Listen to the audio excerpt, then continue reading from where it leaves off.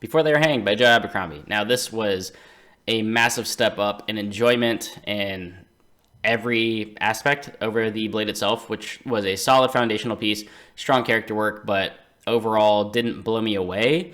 Before They Were Hanged is easily one of the best books that I've read this year so far. It will definitely contend for one of those top spots by the end of the year, I'm sure. And from what I hear, Last Argument of Kings is even better. Before They Were Hanged basically follows up pretty much immediately or shortly after the conclusion to the Blade itself. You are still following 6 main POV characters. It's really 3 main and then kind of 3 sub POVs, and then you have a bunch of other characters too. You're mainly focused on Glokta, Logan, and Jazal, but they're kind of branched off into 2 main crews this time around. So you have Logan, Jazal also pairing up with Pharaoh and Baez, as Baez kind of tags them along on his journey to the end of the world, or to the edge of the world, sorry. You start to learn more about Baez and what he's really after and the mystery behind his character. His magic is still totally unexplained to this point.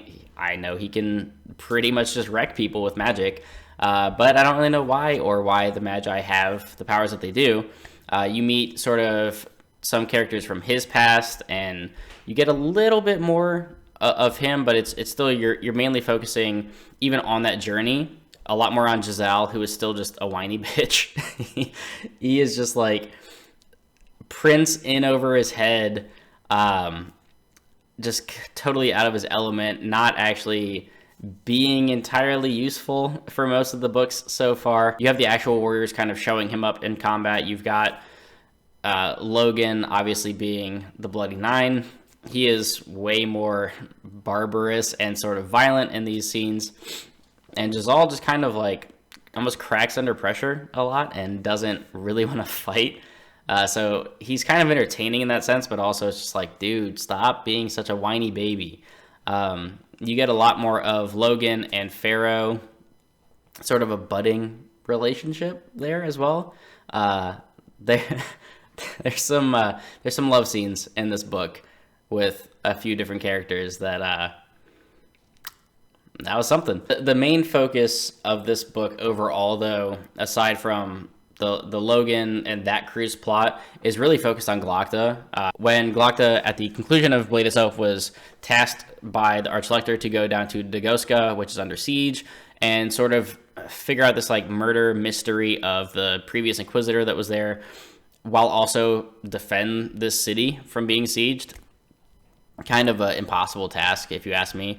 That's where Glokta's main focus is this entire book, and that's really, really interesting because you get a ton of the sort of background scheming and politicking behind the scenes that Glokta is really heavily involved in, and you see so much corruption.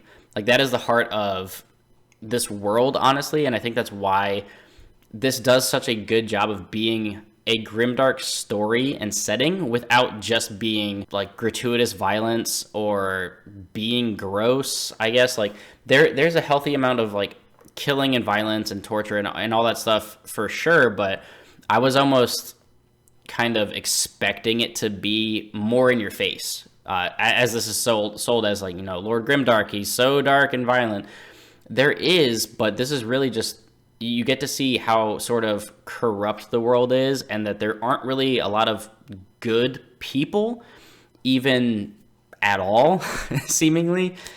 Maybe like R.D. West is pretty innocent in this, and Jazal, compared to most of these other people, is pretty innocent. But like Glokta is a bastard. He's incredibly interesting and well thought out and just amazingly intriguing to read about.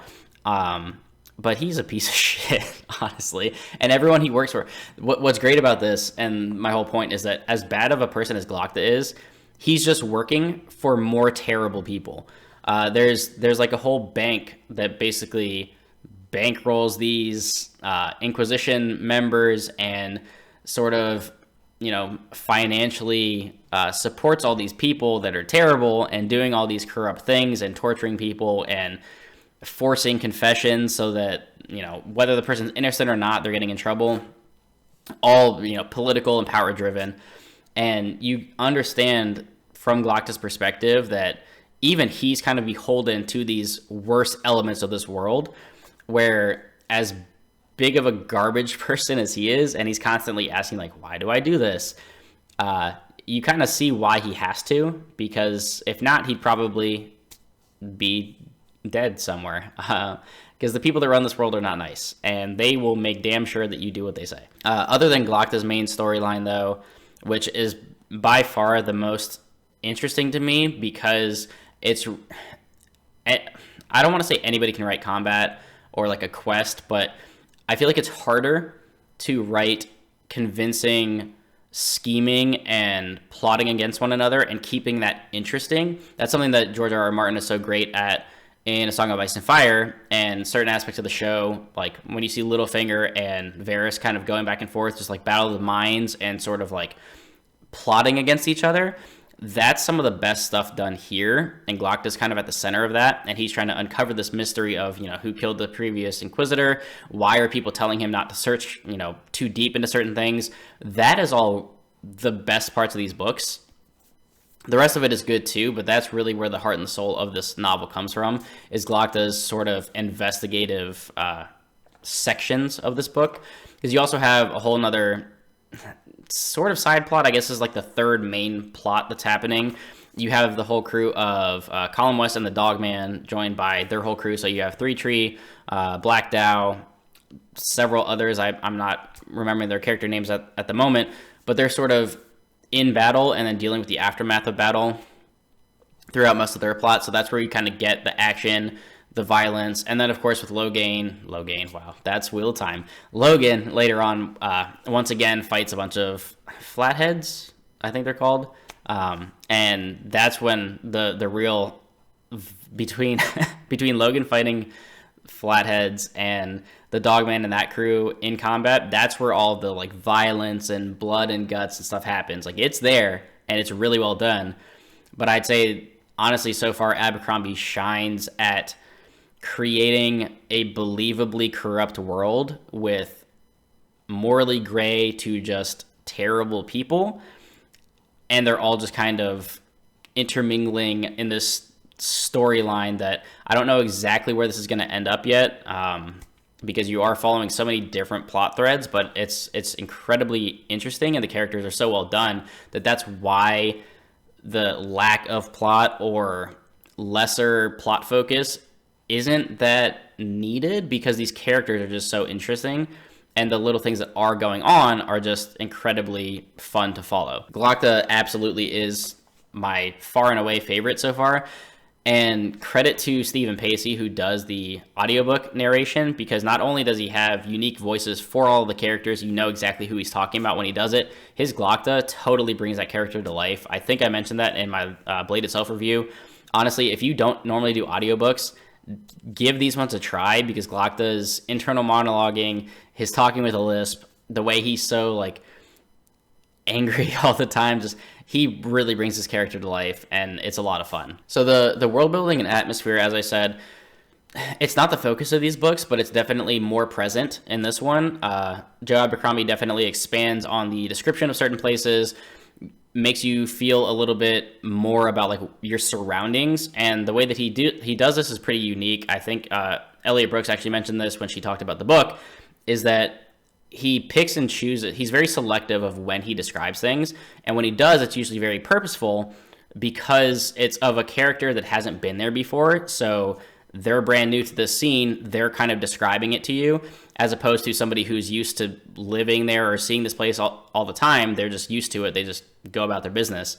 So that was really interesting, and a cool way to sort of add world building and atmosphere when needed. And it makes sense, you know, in world why it would be explained, because it's somebody experiencing it for the first time. So that was actually a great point that she made that I want to reiterate here. As far as pacing and the prose, I sort of love Joe Abercrombie's writing. It's heavily focused on the dialogue and the back and forth between these characters. And I love also how he's constantly showing you internal thoughts as well of these characters, because that really builds up sort of their perspective and where they're coming from in a lot of things. So I think his writing is very engaging and interesting. And this book is paced wonderfully. As a lot of middle books are, it's usually sort of a bridge novel. So you have a lot less foundational build-up, character build-up, and you have more plot sort of to get to the last book. And while that's definitely a focus here, it's, from page 1, this definitely starts off on a faster note. It's much faster paced, I feel, throughout.